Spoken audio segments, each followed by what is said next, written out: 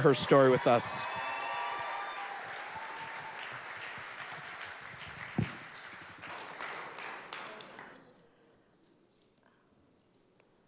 Hi, can you all hear me okay? Is that good? All right, this is good. All right, I'm a grateful believer in recovery from an eating disorder and codependency. My name is Hannah. Will you please pray with me?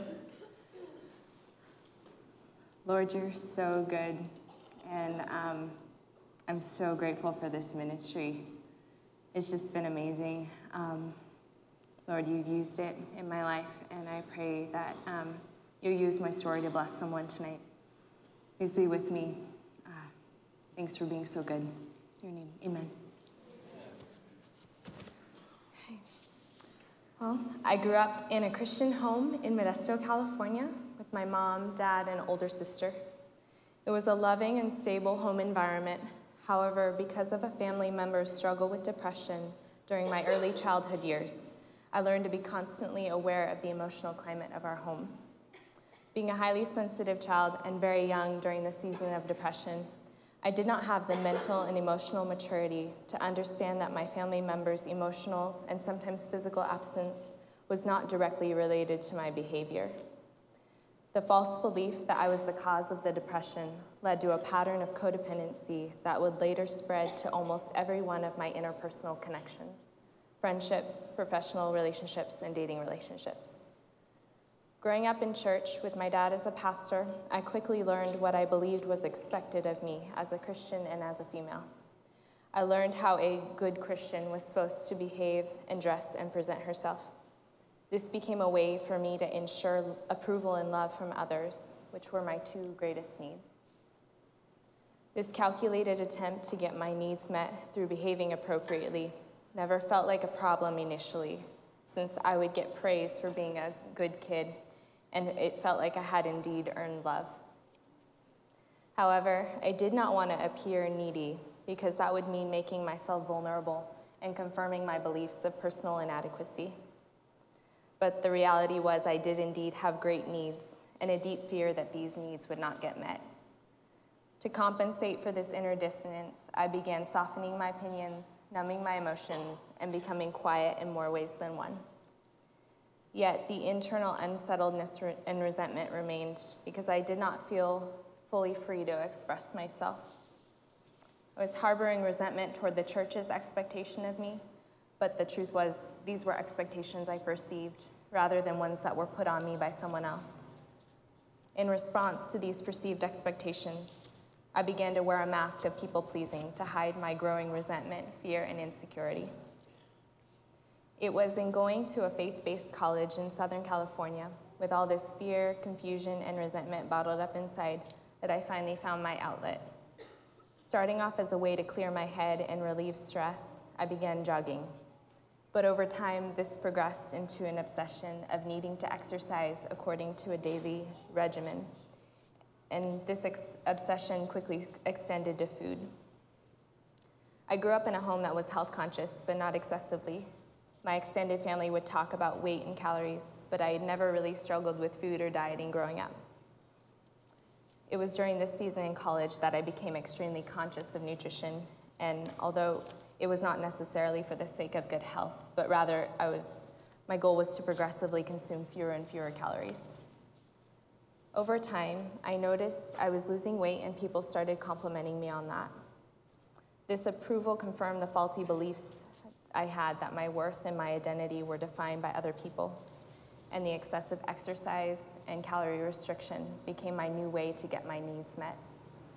I came home that summer with a passion for my newfound obsession, but by this time I had lost all capacity to live outside of my own head and maintain healthy relationships. I started isolating, my life consisting of work, going to the gym, planning out my calories for the day, and often making myself vomit after eating when I was anxious about how much I had consumed. This behavior, which began briefly my senior year of high school. My parents eventually stepped in, noticing I was not in a healthy place, emotionally or physically. This was confirmed when my doctor diagnosed me with anorexia nervosa in the summer of 2013. I remember that being a moment of both relief and rebellion.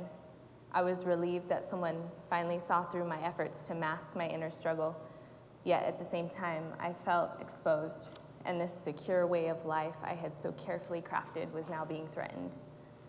This began a painful journey of feeling like the safest place I had was being invaded by other people in the name of love and health. Treatment from that point forward included a visit to the hospital for emergency blood work and a heart monitor, and continued with weekly doctor, therapy, and dietitian appointments and daily meal planning. I felt like I'd become somewhat of a child again, as every meal and snack was either prepared or planned for me. I remember time and time again thinking that being told I had to recover was not loving or kind. Rather, it felt cruel because in my addiction, my world felt small enough to manage, and I no longer had to rely on other people to give me the feeling of approval I craved. I'm not sure exactly when the transition happened, but I felt like I could now get my needs for acceptance and security met through my eating disorder rather than external sources. My food and exercise rituals felt so vital to my sense of well-being because I became really good at these behaviors, and I felt like I was reaching a new level of personal achievement I had always wished to attain. My ego was being threatened during this time of recovery because my eating disorder was a source of pride and self-righteousness. I felt like I had somehow made myself better through my fitness and self-discipline with food. But the thing I felt was giving me control was actually controlling me. Do you not know that when you present yourselves to someone as slaves for obedience, you are slaves of the one whom you obey, either of sin resulting in death or of obedience resulting in righteousness? Romans 6:16. As I look back on my relationship with God during this time in college, I remember how I would religiously read my Bible, journal, and pray. I thought that because these were the things that Christians were supposed to do, God would give me the love and approval I was also trying to earn from people. But even while I was doing my ritualistic Bible reading, I was not truly being with Jesus. I was doing what I believed would earn God's blessing and prove that I was a good Christian. It was when I came home and began treatment for my eating disorder that I truly began to be with the Lord. Recovery was an incredibly spiritual experience for me. It had to be. I knew that the enemy was trying to take life in abundance that Jesus came to give me, John 10:10. And the Lord showed me that the only way to overcome evil was with good, Romans 12:21. After a couple years into food recovery, life was feeling a little more normal again as I started attending classes at MJC and got a job at a restaurant. There was a guy who frequently came to the restaurant where I worked, and eventually we were introduced and started getting to know each other. We dated for about 9 months, and it was in this relationship that I saw firsthand how codependent I could be when I am unhealthy. I continued the pattern I had been following my whole life, trying to earn his love and approval. Even before the relationship ended, I knew I needed some help and guidance because I felt like I was losing myself. So I started meeting with a woman named Raquel, who would later become my sponsor. She suggested I started going to Celebrate Recovery. I had known about CR, but I had always thought it was for people with addictions. Turns out I was right, and this is exactly where I needed to be. Stepping into this room and hearing Pastor Scott say, "I'm a grateful believer in Jesus in recovery for sexual addiction and compulsive overeating," was like a breath of fresh air. I knew church, and I knew how to behave in church. But it wasn't until I walked into these rooms that I finally felt free to be completely myself in all of my messiness and brokenness in church. It was so good. My boyfriend and I broke up a month after I started attending CR, which was so timely because I had hit what I would consider my rock bottom. Through CR, I had the community around to support me and a sponsor to take me through the steps, which was exactly what I needed. I did what my sponsor said. I worked the steps. I went to group. I carried my Bible with me everywhere I went. The Lord began healing wounds that were raw from the breakup, as well as old ones I didn't even know were there. He still continues to do so, and he has shown me how kind he is in his conviction of sin. I recently realized just how much I struggle with pride because of a faulty belief I've carried that says I can somehow earn God's love and grace through my works. This belief produces a mental measuring stick that I carry around with me to pat myself on the back when I measure up and to beat myself over the head with when I don't. God is teaching me to surrender to the completed work of the cross for my salvation. He is teaching me how to truly accept and live in grace, which I've been given only because of the cross of Jesus Christ. For it is by grace you have been saved, through faith. This is not of yourselves. It is the gift of God, not as a result of works, that no one should boast. Ephesians 2:8-9. I still struggle with this, and I think I will struggle with it all my life. But I understand it a little more now since getting into recovery and stepping out of denial. I desire to get to a place where I no longer measure my worth by external things, a process which, for me, happens one day at a time. I also still struggle with food and weight and body image, but it doesn't have as much power over me as it did. I still occasionally fall into the trap of believing that I am more acceptable in the eyes of God after I've gone to the gym or weigh a little less. But even in those moments, I know it's such a flimsy and false measurement, because if that is true, then the opposite would be true as well, and I would be less loved by God when I eat and when I don't go to the gym. I do see freedom in this area of my recovery, being restored to a healthy weight after being severely underweight and being 7 months clean from purging.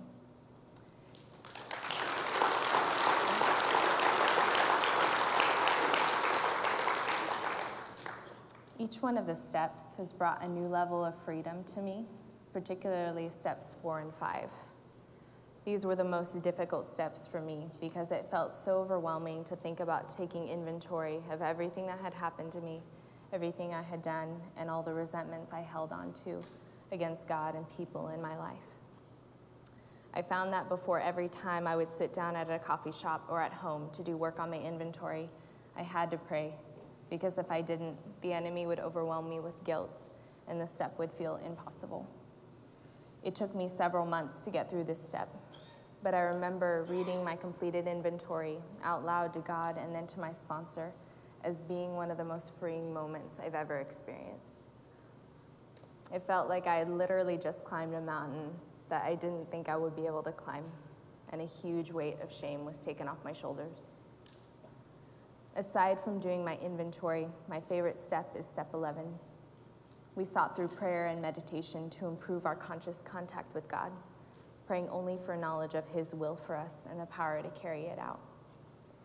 I would not be where I am today without the tender care of God, who rescued me from an ineffective and empty life. I believe the verses He gave me for my recovery journey are 2 Corinthians 4:6-7. For God, who said, "Let light shine out of darkness," is the one who has shone in our hearts to give the light of the knowledge of the glory of God in the face of Jesus Christ. But we have this treasure in earthen vessels, that the surpassing greatness of the power may be of God and not of ourselves. He has shown His light into the dark places of my heart and continues to teach me how to live my whole life in light of His presence and truth. I would like to thank my sponsor for walking patiently alongside me, listening to me, speaking truth to me, and modeling true recovery. Your story is heroic, and I thank you for sharing with me the freedom you found.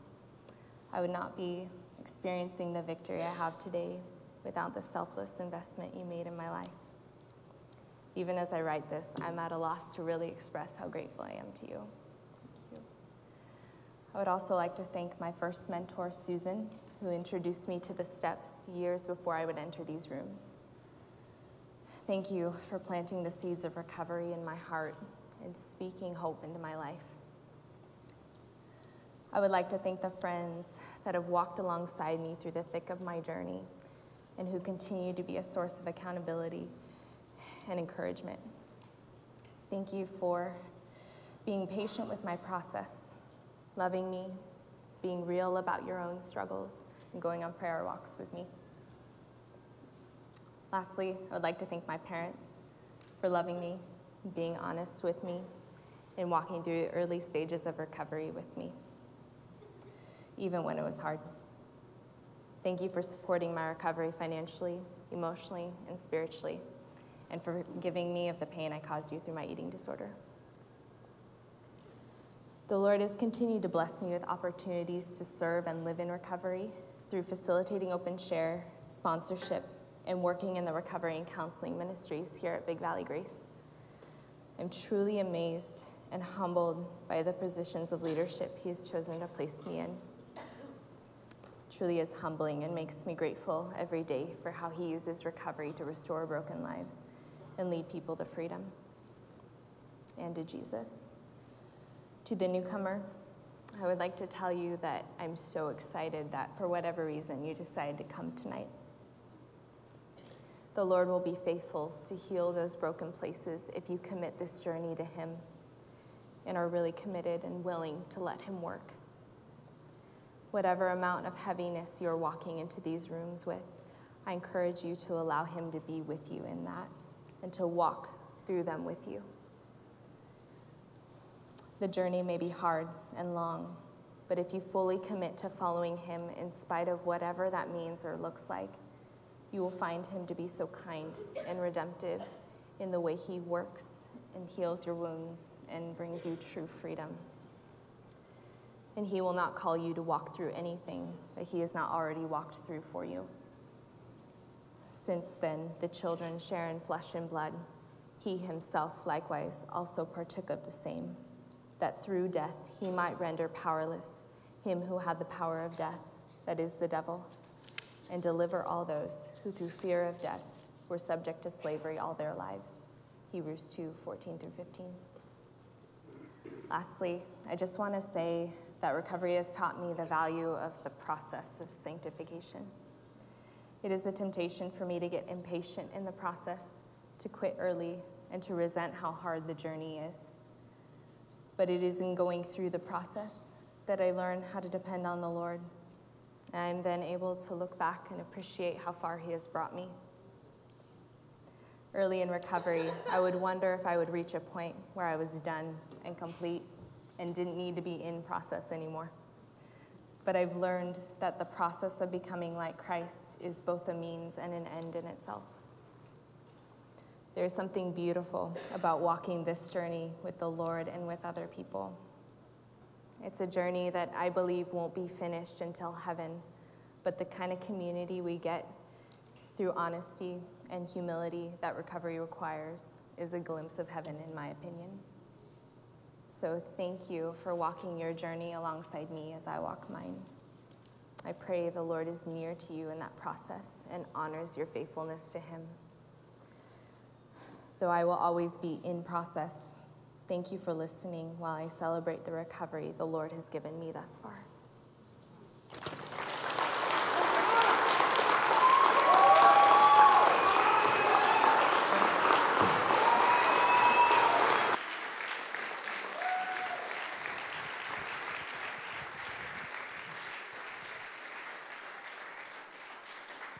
Hey, it's here for Hannah one more time.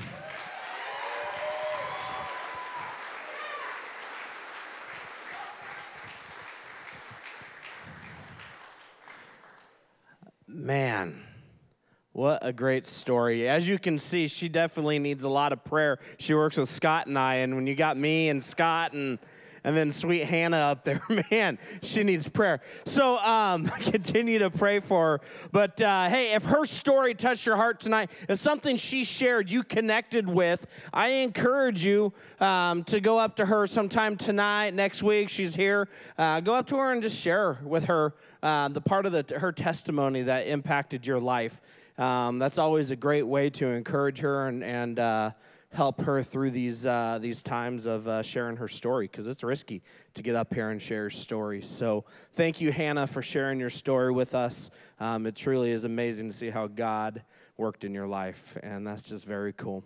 Hey, let's stand and let's close our time with the serenity prayer. And it goes like this: God, grant me the serenity to accept the things I cannot change, the courage to change the things I can, and the wisdom to know the difference. Living one day at a time, enjoying one moment at a time, accepting hardship as a pathway to peace, taking as Jesus did this sinful world as it is, not as I would have it, trusting that you will make all things right if I surrender to your will, so that I may be reasonably happy in this life and supremely happy with you forever the next. Amen. Amen. We'll see you guys after open share group. First time guest right across the hallway, second time guest right up front.